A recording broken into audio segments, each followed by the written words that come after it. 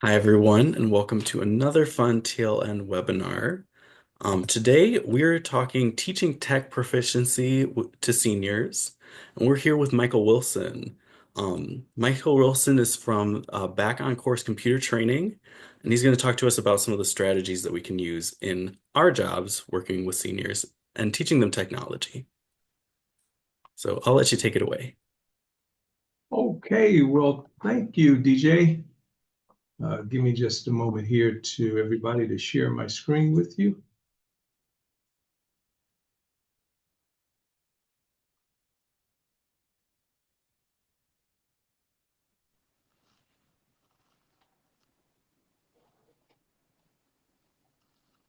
Okay.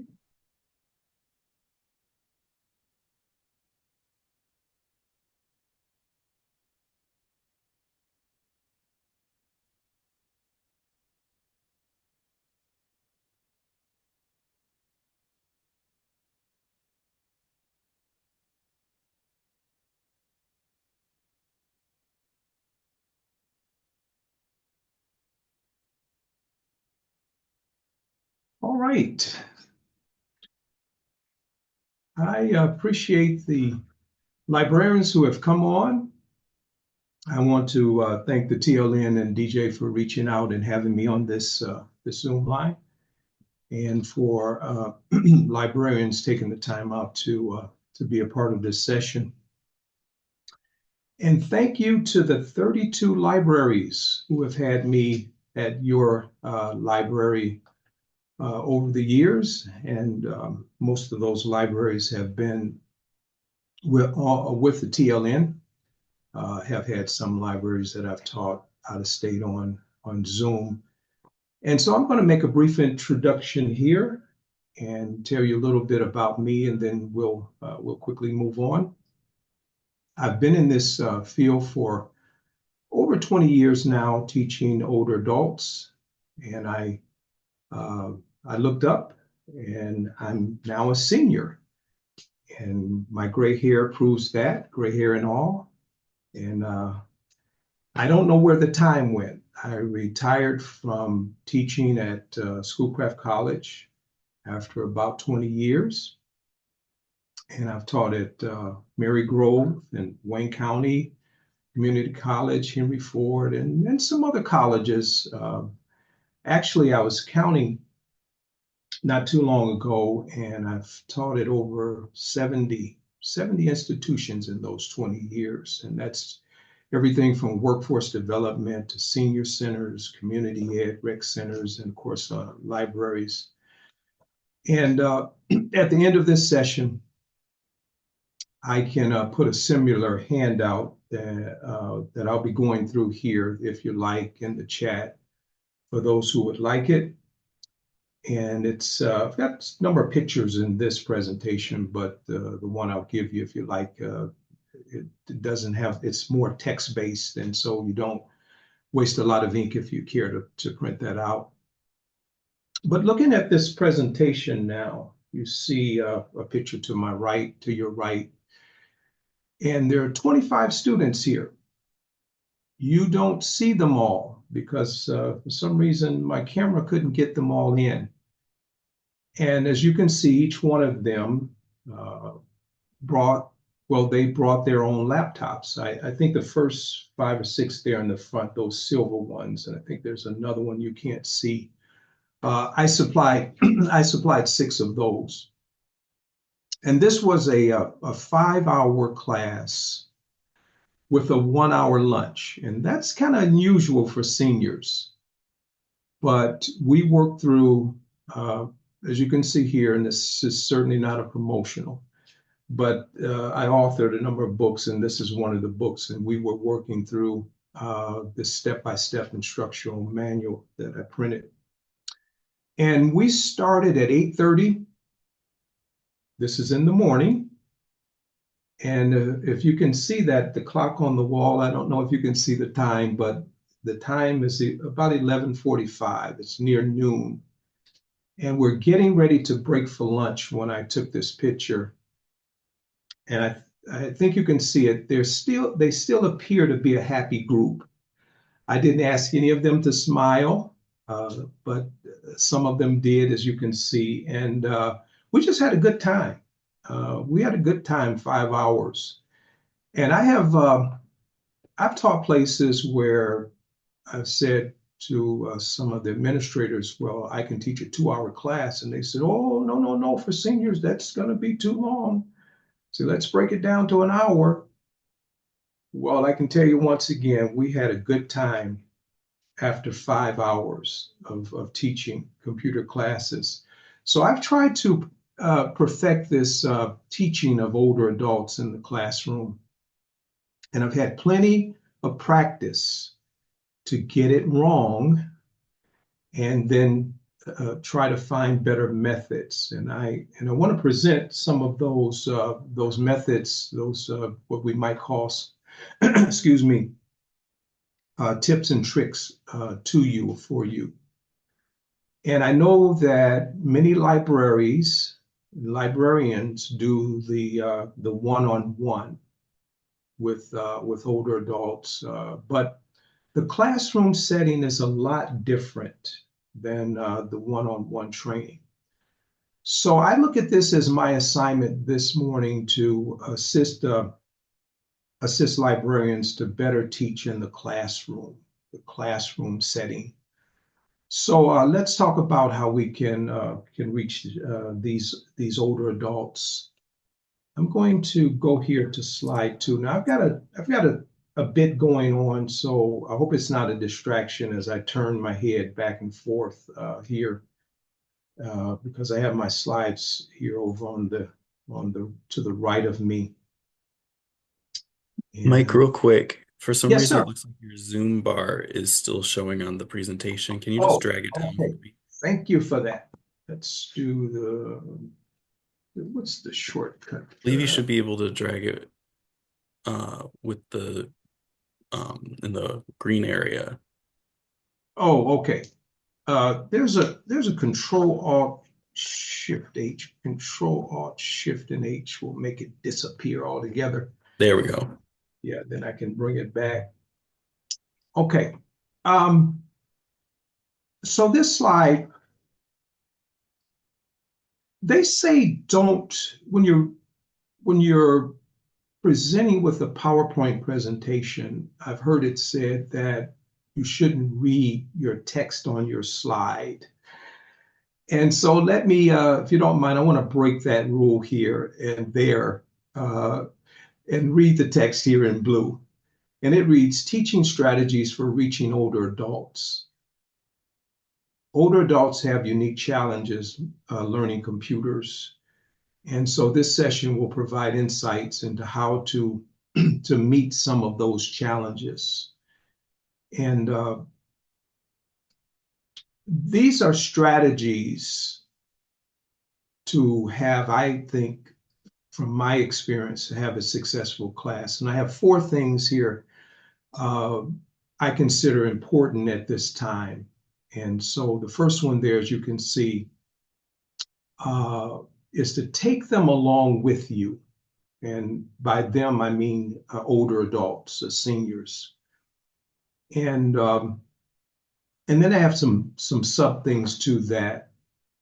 And this first heading, I consider this so critical.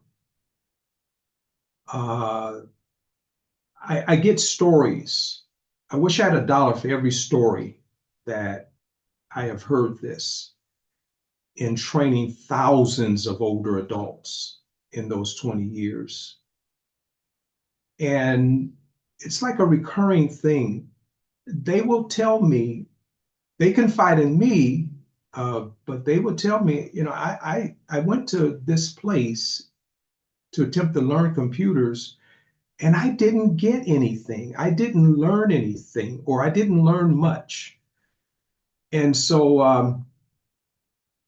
I am saying that as instructors, and I know librarians, I'm going to say this, you got your degree in library stuff. And I say that because it's really way out of my league right now, what I'm saying. I don't know about the degrees and that, but uh, you got your degree. in becoming a librarian. But many librarians didn't sign up for becoming a teacher until the years went by, and this was thrust upon some librarians to do this technology thing. And so I say the first bullet, they must see what you're explaining. And then the second bullet, they must hear what you're explaining. And then finally, they must understand, certainly understand what it is that you're explaining. So these are the things I'm going to attempt to cover in the time we have left, these uh, four bullets, four subheadings rather. So let's take them along with us. The next bullet is let's get them engaged. And I have three bullets, sub bullets for that. And what I mean by get them engaged, let's create an environment for learning. And then we want to try to put them at ease.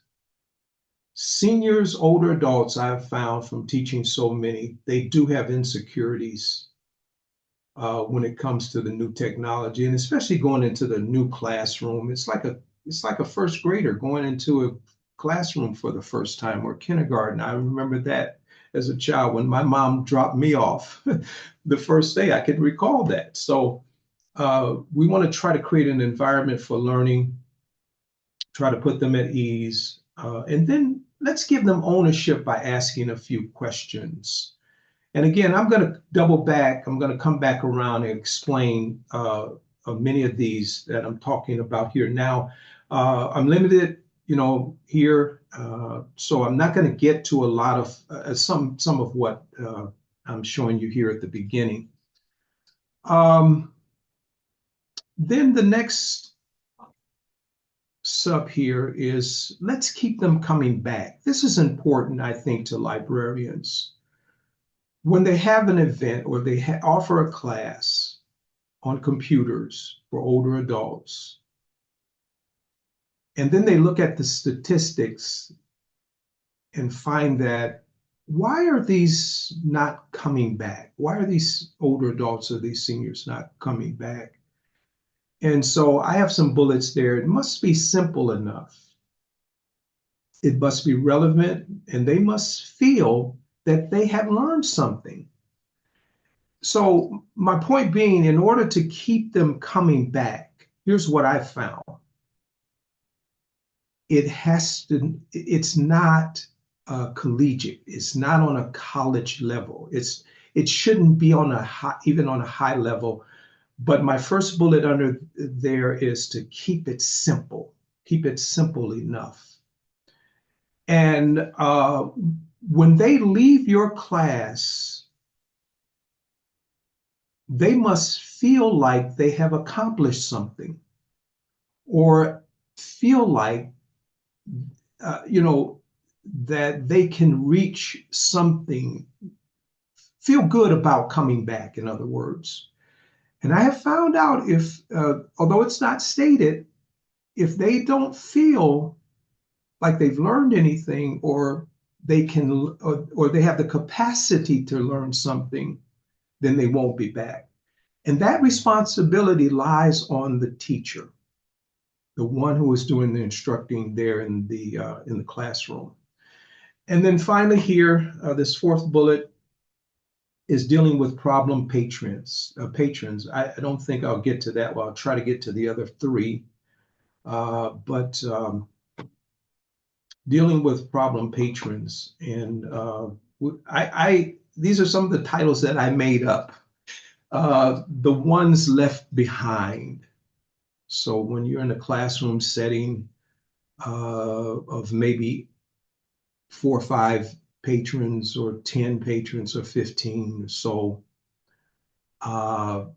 there's going to be those few who really feel like they're left behind. And so how do you deal with those patrons in a classroom setting?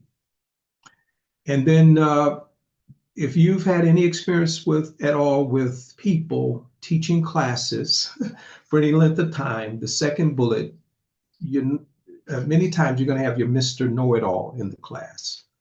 Or can I say the Mrs. Know-it-all, the Mr. Know-it-all?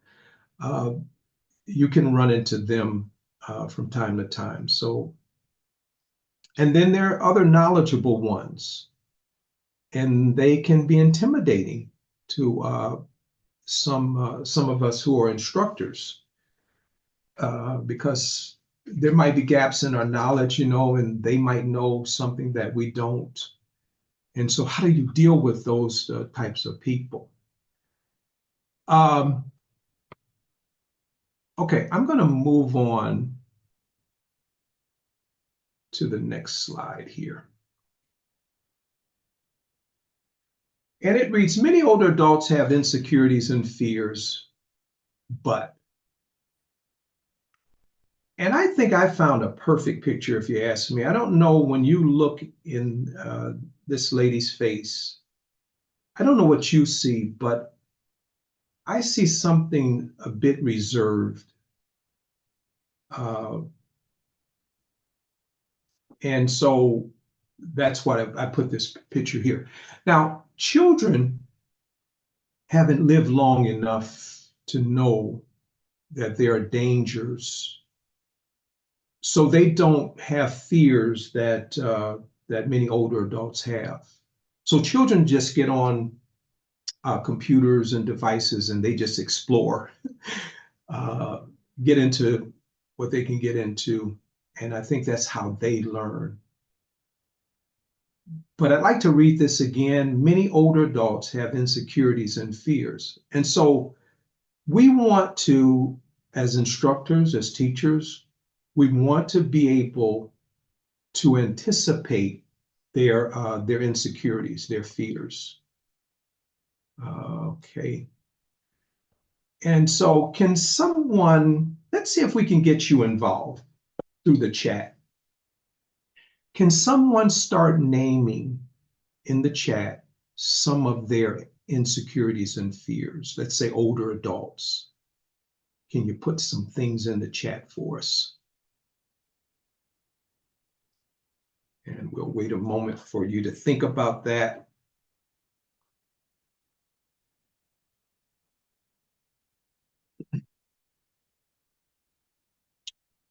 Okay. Ah, good one. Identity theft. Oh my. Because, older adults, many of them are not working anymore. And they have the nest egg and their accounts and, they worry about things like that. Certainly we all do. Um, yeah, they'll erase their data and we'd be gone forever. I remember in the 80s, I was working on computers back there, early 80s, at an advertising agency in San Antonio, Texas. And we were working on this $100,000 job for some company. And I was the guy who did the typing and the computers and all that. And in those days, you didn't really have a memory. And so we were just finishing up this month-long job. And I was working in there to give the artists and that the printout from this computer. And I somehow accidentally deleted the whole thing, a $100,000 project. And I can't tell you how I felt. And as these artists started coming in, because we were rushing to get, it was a deadline, they said, Mike, you got it done. And I said, I lost it all. Oh boy, that was some kind of feeling. I don't think I was there a month after that. They somehow found a way to get rid of me. But that was in the 80s, and you learn. So yeah, they will erase all their data. They'll get scammed. Yes, all of these are great. They're afraid of being perceived as dumb. Yes, and that's one of the things. Somewhere here, I wanted to talk about as well.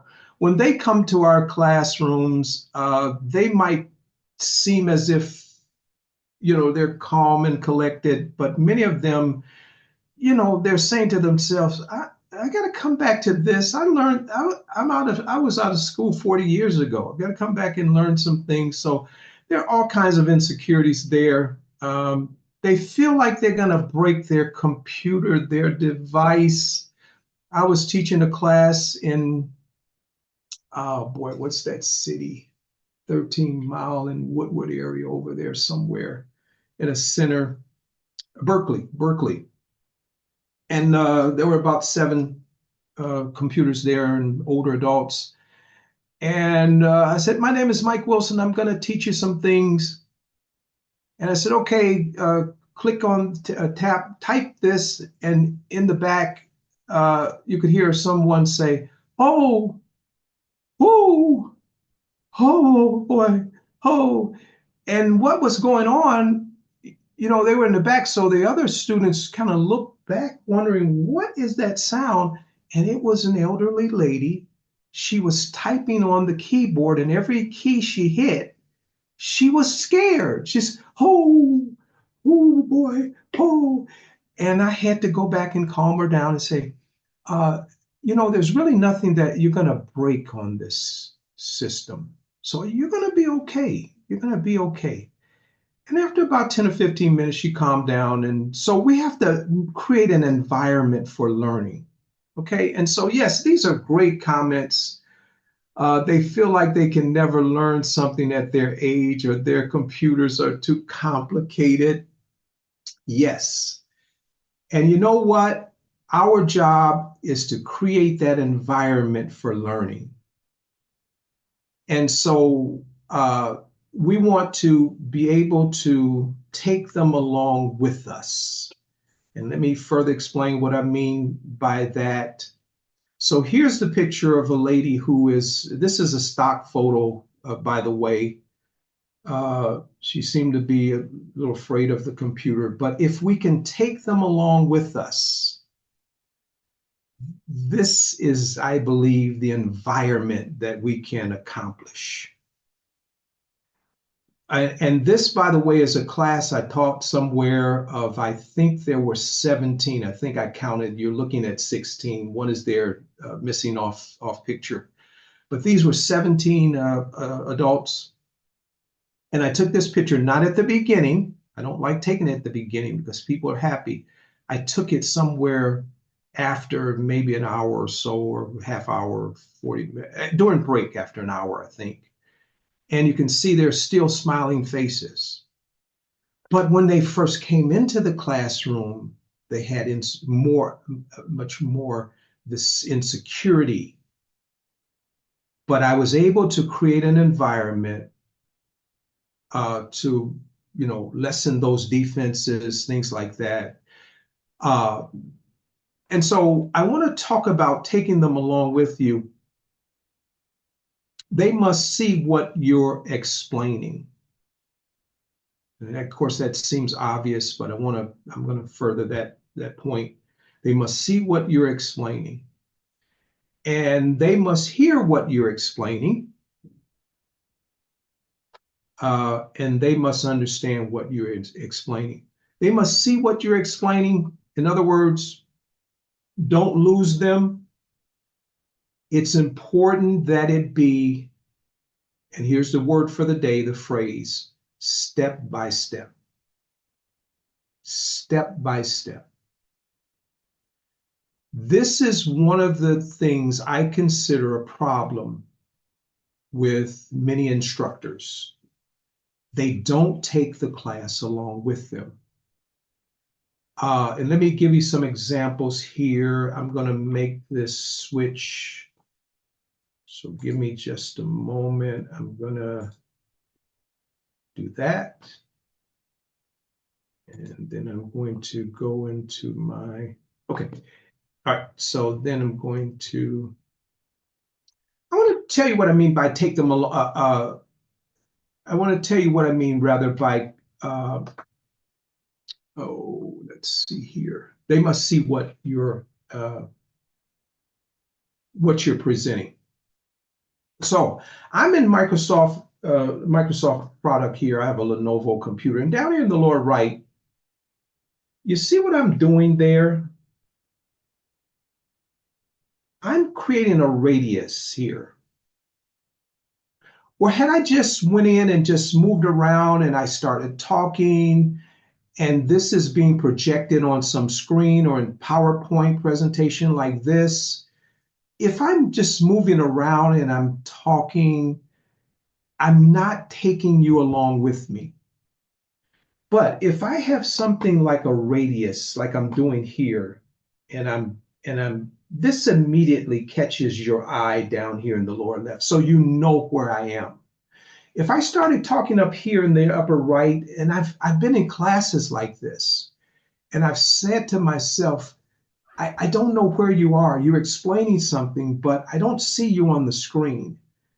And people don't have time enough to raise their hand and say, hey, I don't know where you are. So you know what they do? They just hopefully they'll catch up. It's a type of quiet confusion, if you ask me. But if I'm telling you I'm here, for instance, I'm here and I'm getting ready to show you something here, you can see what I'm doing. That's all a part of taking someone with you.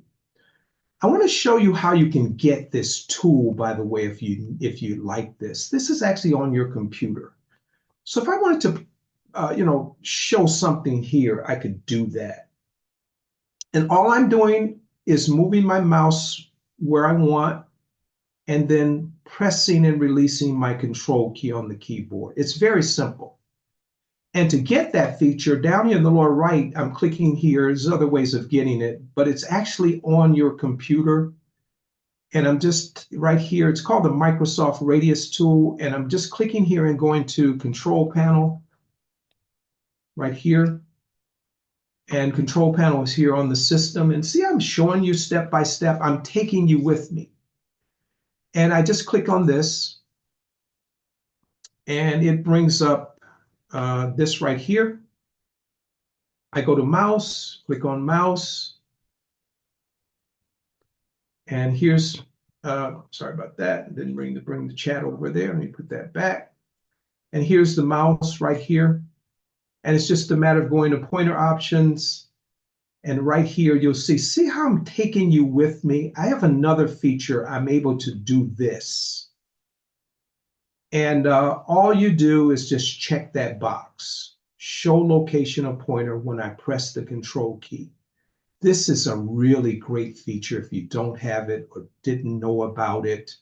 And once you check that box, just click OK. And now you're able to move your mouse at any point and press the control key and you'll get that radius.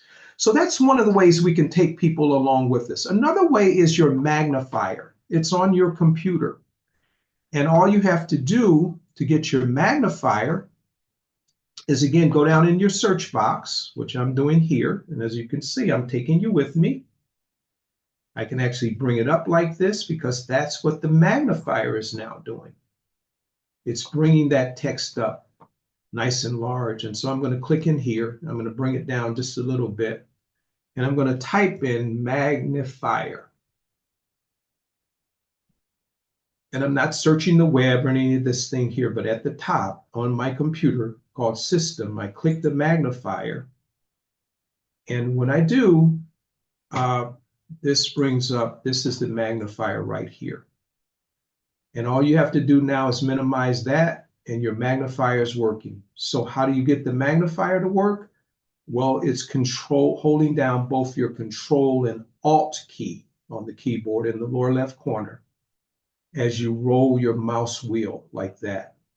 And so if I wanted to focus on this information circle here, I could just hover my mouse over it and then just do the Control Alt wheel. And you can see that brings that up nice and large.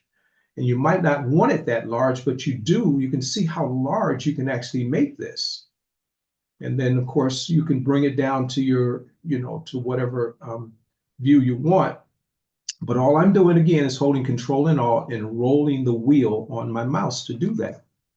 So this is what I mean by taking your students along with you. For time, I was going to show how to get a pointer enlargement to make your pointer larger on the screen so they can see it. But for time, I won't go through that one. All right. And so let's move on. I'm going to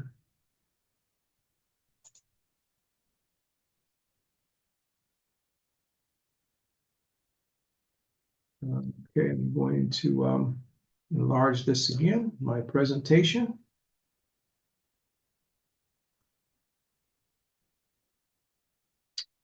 Bear with me here just a moment. Okay, the next one is they must hear what you're explaining. They must hear what you're explaining. I know that seems simple, but this one is obvious. People, if you've taught any length of time, you're going to have people, when you begin a presentation in the classroom setting, there will be people who will ask you to speak up. If you don't have a microphone or something, and then they ask you to speak up. What do you do when a person says, I can't hear you, please speak up? So let's put that in the chat and let's get some conversation going with that, and then we'll briefly discuss it and move on. And I'll give you a moment here to think about that one, or to type something there. I can't hear you. Please speak up. Any thoughts on that one? Well, I'll say this. I don't think that was a fair question because I didn't tell you where they are. Uh, okay. And okay, I see a comment. Speak louder. Yes. And someone says, make sure you're facing your audience and speak a little louder, then ask if everyone can hear you now. You know, here's what I found out with my experience. That's a good thing. Make two comments are good. Speak louder. But you know what I found out? I cannot teach a 2 hour class and keep my voice elevated. It's hard for me. And I got a feeling it's hard for a lot of you as well. Uh, I'm speaking at the capacity that I can, and I don't know if I can speak any louder. And if I do, boy, my voice is going to really be strained after this class is over with. So that's one of the things they ask you to do, and certainly you can attempt to do that. And sometimes we forget and our voice goes a little lower, and then somebody asks to speak a little louder. Bill says, ask them to move closer. uh, I love that one, Bill, because that's my thought too. You have sometimes patrons or people, students, they're in the back and they say, could you speak up? Well, I think a good teacher will tactfully say, I'll make room for you up here up front. Or, oh, there's a seat right here, second row from the front. Would you like to sit here? Some people will do it and some won't. I had a man once, it wasn't too long ago, he was in the back and he told me to speak up. And I did just that. I said, it'd be a little difficult for me to spend an hour here, but would you mind? I would love it if you would mind coming. There's a seat here in the second row. And he didn't say anything. He sat in the back. And after about 15 minutes or so, he got up and he walked out. And he appeared to be a bit upset. I can't do anything about two things. The hearing of another person, and also I can't elevate my voice, to that extreme 4 hours. So, and I know I'm being a bit redundant, but as you librarians know, we have leveler mics, right? We have microphones, which I don't like either one of them. But if I have to, and I understand as we get older, sometimes our hearing goes, and so we work with those things. Okay, and then the next thing is they must understand what we're explaining. And that again seems very obvious, but the word for today is simplicity. Simplicity. I teach with simplicity, at least I attempt. For 20 years, I've tried to perfect this skill. of keeping it simple, pausing when I need to so people can gather, what it is I'm attempting to say. I try to take even the hardest things and break them down, or even if they're advanced, my patron students don't realize this is a little more advanced and they grasp it. I try to create that environment for learning. I even run the risk every so often of someone saying, and I've had it here and there scattered throughout over 20 years. After the class, someone will say, or in the comments, they'll write, Mike's class was really good. I learned some things, some tips and tricks, but his class was a bit basic for me. So out of maybe 10 or 12 students, every blue moon, there might be one who will say that. And they'll come back. Some will, some won't. Or they might say, I thought this class would have been more advanced. I got some things from it. You're a good teacher. And they say, I thought this class was more advanced. You know what my response usually is? And I said very cordial, tactfully, did you read the catalog description? You know, um, what's in the catalog is what I'm teaching. So we want to definitely have a good working knowledge of our subject. And so they must understand what we're explaining. And here's what I think one of the key problems is there can be gaps in our knowledge and we can become intimidated by certain things. And I understand that, I get it. But the other thing I want to talk about though, when I say they must understand what we're explaining, I want to show here I want to show a PowerPoint presentation. So I'm going to click on this right here. I've got a link going there. And let's bring that in over here. And I want to talk about visuals now. And so I just pulled this online, a website, and I want you to look at this right here. Let's do this thing right here. Let's get rid of that, hide that me control thing there. Okay. So I see this time and time and time again. And I do teach a class on Canva, if there's an interest, and how to maybe do better PowerPoint presentations and slides, things like that. But this is, let's say this is a presentation. This has actually come from someone's slide, I suppose. What is a prioritization framework? Prioritization framework. And as the instructor is talking, they bring the slide up and they're talking. What they don't maybe realize is that we have a bit of quiet confusion going on at this point because the student can't really do two things. They can't really hear the instructor teach and read words like this. If it were a few words, yes. Well, let's put it this way. I don't think most people have the ability to read. And I'm looking at this text, by the way. It's very high kind of reading. You have to really, at least I do, I have to really focus on what's here. But if you have someone teaching and they present this slide, I don't know if we really have them really understanding what it is that we're doing. And so this is one of the errors I see so much with instructors who use PowerPoint presentations. They try to say it all in one slide.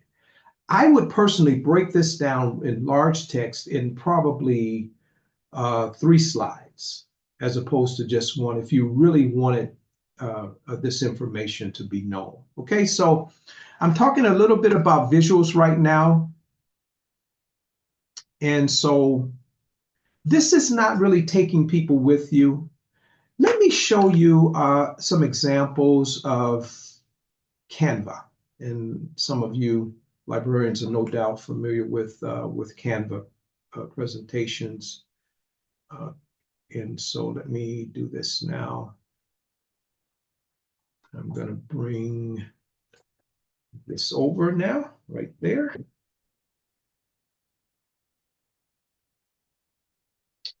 Okay.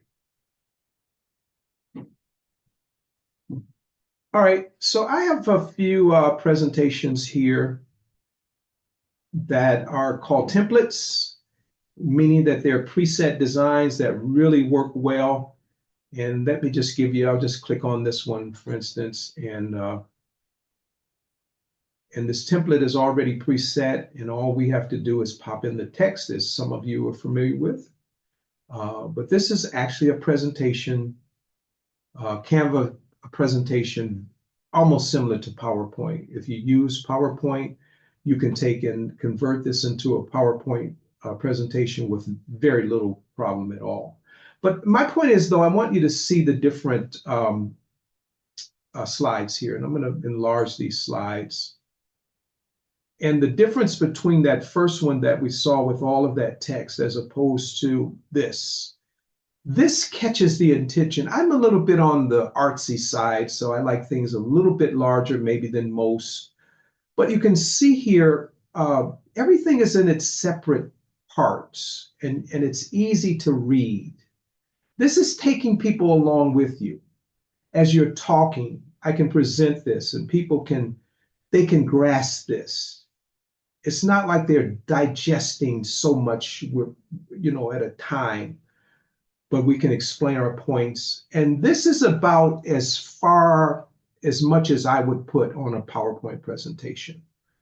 We have 3 paragraphs, and they can be easily read as the instructor is talking, about this particular issue. And I'm just showing some what I consider some good form presentations as we are presenting this to our older adults, or in this case, any adults. And most of the things that I'm talking about applies to any adult, But let me just show a couple more here, and then we'll move on here to something else. If you like more simplicity, I have this one. And of course, you just go in here and replace the text with your text. So I can replace, of course, the picture and the text with anything that I want, but I like to just show you the design. I used to teach classes at the Canton Library. I taught there for about 4 years and really got good ratings from administrators and students. And I taught there maybe 2 times a week, if I remember right. That's been a while ago. And you know what one of my favorite classes was, people commented on? It was my PowerPoint class. I taught PowerPoint, and I knew why. Because of the visuals. I'm teaching and people are looking at the visuals as well. And so that's another component that I think we need. Not just text. Text is good. But I have some other examples here, but for time, I'm going to move on. So let me make this a little transition again. Get back here. And feel free to put in the chat any questions, comments. I'm the type of instructor, I don't normally save my questions to the end. So as I'm talking, if you have a question or comment, just feel free to, as long as it's brief, that's fine. Feel free to put it in the chat, or if you'd like to just comment, that'll be fine. I just find spontaneity, oh boy, I started a word that I can't say. You know the word I'm trying to say here. I just find that when people can respond to something that you're saying in that moment, spontaneity, I think that's the word. Yes. They can better get their questions answered. And I think good instructors are able to answer that question based upon what the instructor is teaching quickly answer it, and then move on. So that is one of the negatives of instructors who are not able to do that. They spend a lot of time uh, on a side issue and not getting to the main point. So there's a lot to teaching, and I'm just bringing out some of these points. Take them along with you. Okay, the next thing I want to talk about, okay, is let's move on to get them engaged, if possible. Get them engaged. And what do I mean by that? And I briefly talked about it at the beginning. We need to create an environment for learning. And as I stated before, people do have fears when they come into our classrooms. It's a new environment. There are seniors who come in with the problems, as many of you have put in the chat. The environment can be tense, and they have concerns. And someone did state this in the chat, some good things. Will I understand this when I come into the classroom? These are some of the thoughts that are going through their head. Will I be singled out? Will I be expected to already know something? You know, people have come to me and said that, you know, at the beginning of the class, they say this, and I want to see if anybody can pick up on this. They meet me for the first time. They come to this computer class of mine for the first time, and they say to me before it starts, I'm sorry, I may have to leave early. Does anybody know what that possibly translates into? Anybody?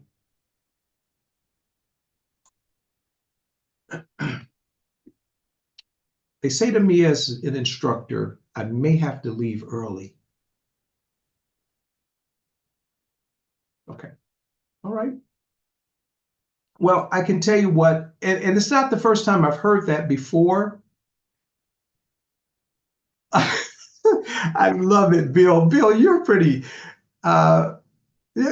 good. That is great. And Janine says it as well. Yes, those are my thoughts too. They have a reason to leave if they feel uncomfortable.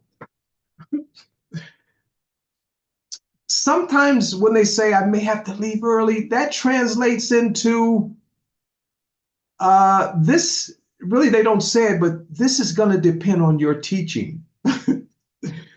And I've found out that those who have said that, many of them do wind up staying. So that has let me know over the years, okay, I get what you're saying. Once again, I don't mean to go around in circles, but I have to leave early. This is just based on your teaching.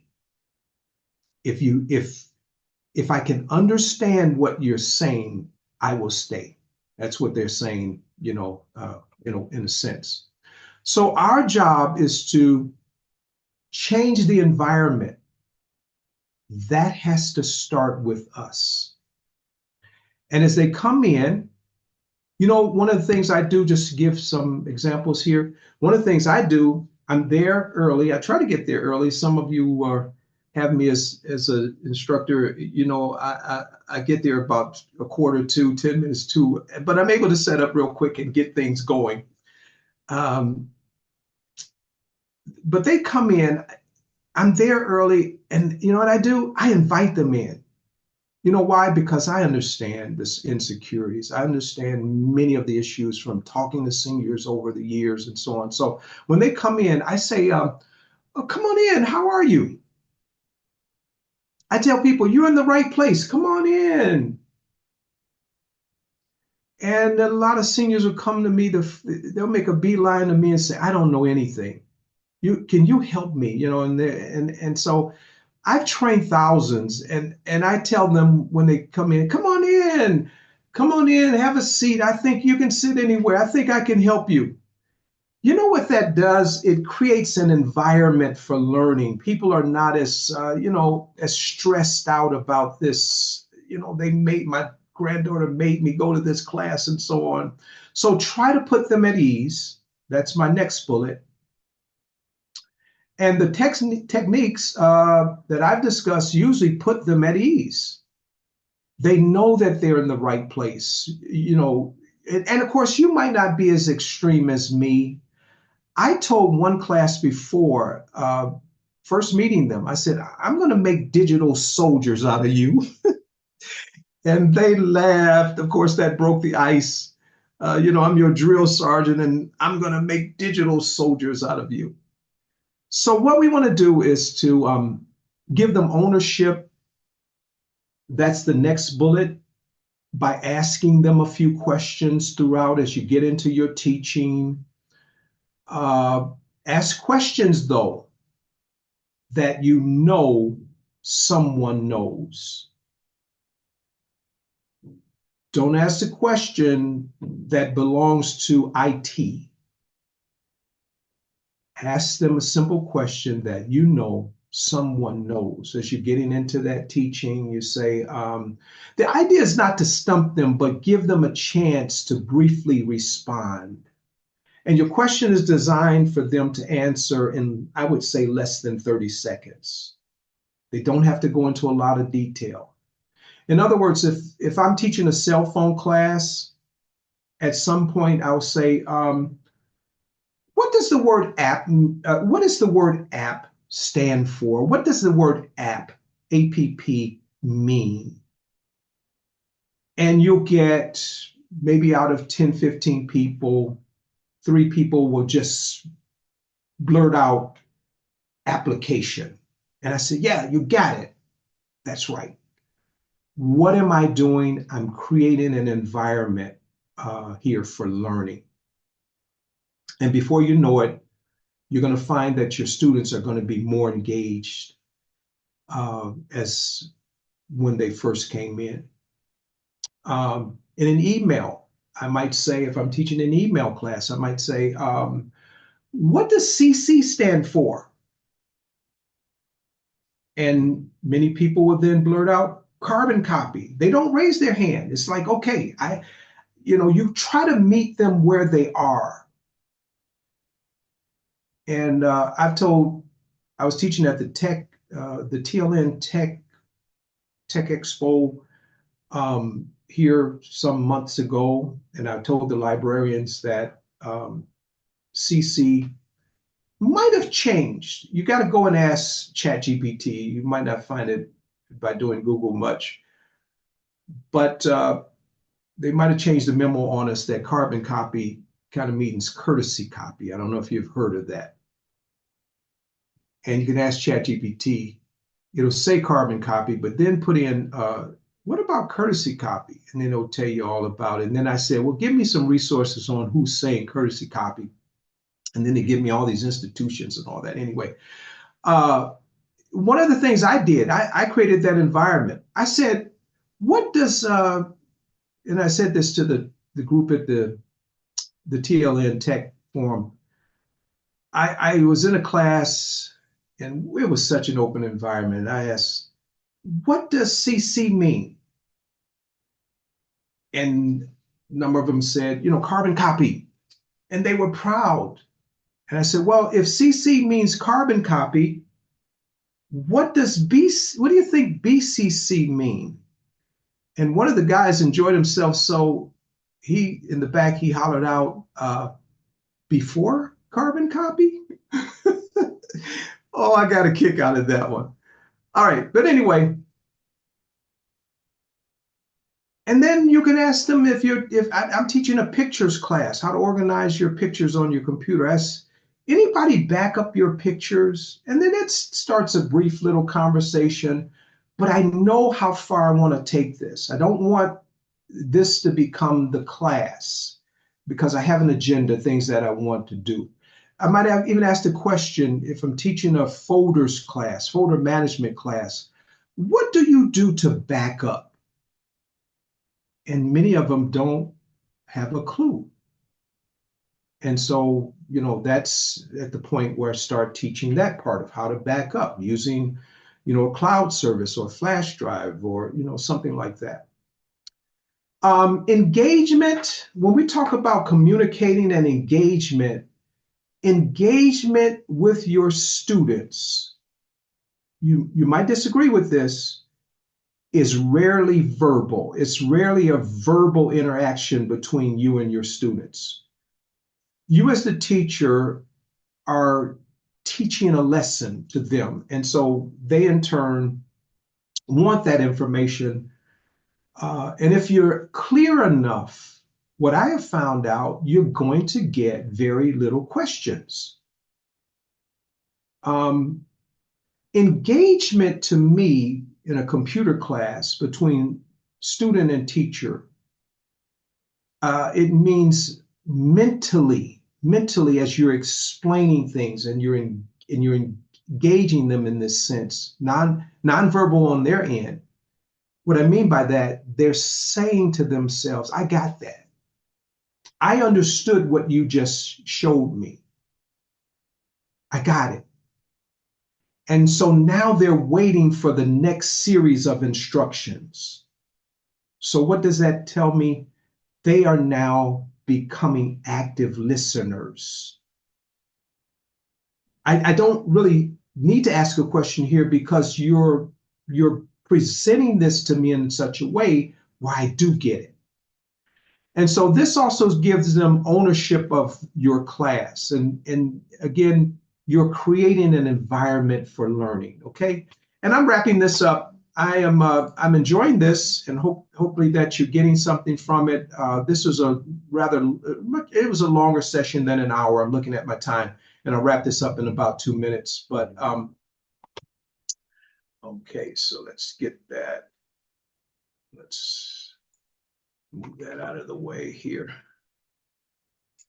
Uh, I'm going to just briefly tell you what I was going to tell you in detail in 2 minutes. So I'll just flip through these slides. You must allow them to ask questions.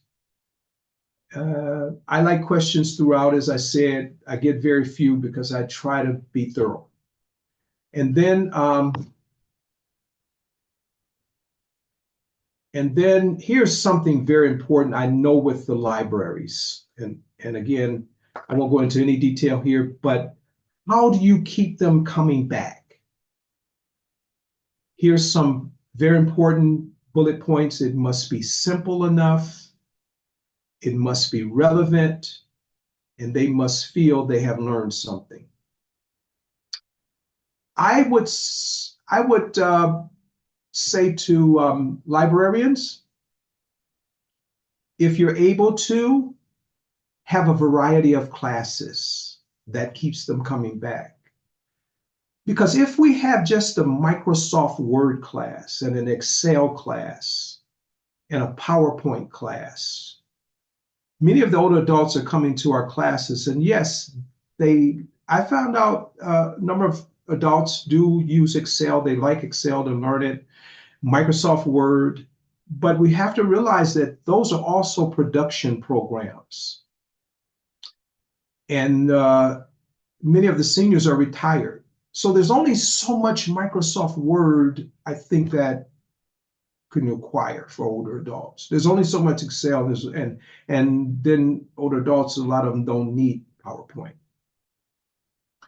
And I'm not putting in a plug here, but I offer about 25 different classes for older adults. I mean, everything from cell phones, folders, and security, and this and that. And then what I found out is after my class is over, I'm waiting for it. And I'm ending right here because it can't really go on. I'm waiting for one thing, and that is for someone to say, hey, Mike, when are you coming back? And I would say about 90%, 95% of my classes, that's what they say. But it starts with one person, and then somebody will say, oh, yeah. Mike, are you coming back? And then I think I get on Oak Park. I forget his name. Oh, I've been working with him a while. And some of the other administrators, because my response is always, Go ask the administrators. I don't tell them that until they say, when are you coming back? I say, go ask. And then they're waiting in line, 7 to 8 people deep, to say, bring Mike back. Uh, and so keep them coming back. And finally, in 1 minute, I'm not going to do anything here dealing with problem patrons, but the ones left behind, the Mr. Know-it-all, the other knowledgeable ones. And then this is ending. There's too many things in this seminar. I didn't want to overwhelm you with things, but I just want you to know there are other things that as instructors we need to know. We want to avoid being mechanical. I would say, be yourself when teaching. Don't have a mechanical voice. Have the same voice as if you're talking with friends at home as you would when you're in the classroom setting. Uh, I have something, reduce your problems with latecomers. There's ways of getting around that and doing that. Can be frustrating to some teachers. You have 1 or 2 people come in late and they're raising their hand, where are we at? I don't have handouts, so there's ways of getting around that. Then you have the dissatisfied student. And then how do we take away distractions in the classroom settings? And then there are problems that you just can't solve. We talk about some of those. And then you have some people, they just don't get it. It's rare, but there are some people who will, in my estimation, never really learn computers the way they want to. And then you have the early bird talker. That's somebody you're setting up half hour in the classroom and they come in early and they want to ask you all these questions while you're trying to get prepared. How do you handle that? And then you have the after class student hungering for more. And someone's trying to pick your brain after the class and you've got to be somewhere else. Things like that happen. So, and then I just want to say the statistics, fastest growing population in the United States are people 85 and older. And then finally, thank you all for having me. This is a type of train the trainer seminar. And finally, if you want to contact me, there is my information. And I want to say to DJ and the librarians, thank you once again for having me teach this session. Thank you, Mike. You're welcome. I know we've been a little bit over, but I wanted to make sure if people had questions, they're still hanging Yes, certainly. around, feel free. And if you want to jump off or jump off mute, you can go ahead and do that. If you have a question, you want to drop it in the chat, I'd be happy to read it. But if there's any questions, otherwise, thank you so much for coming.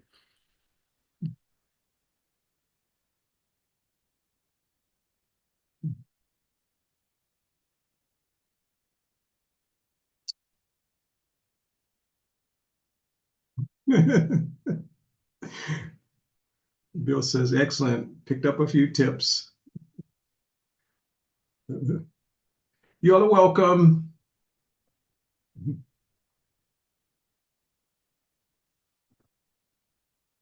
All right, well, thank you again, Mike. This has been really knowledgeable. And then again, if you need to get in touch with Mike, or if you just want to rewatch this, there's a lot of information in here. We'll be uploading this to our YouTube page as well. Yeah. Bill's Bill's a riot. He says, except how not to use caps lock. Okay. I've had my share of helping students with that one. Well, thank you again, DJ, for having me, and appreciate it. And if No there's problem. Everybody enjoy the rest of your day. Take care. okay, you too. Take care.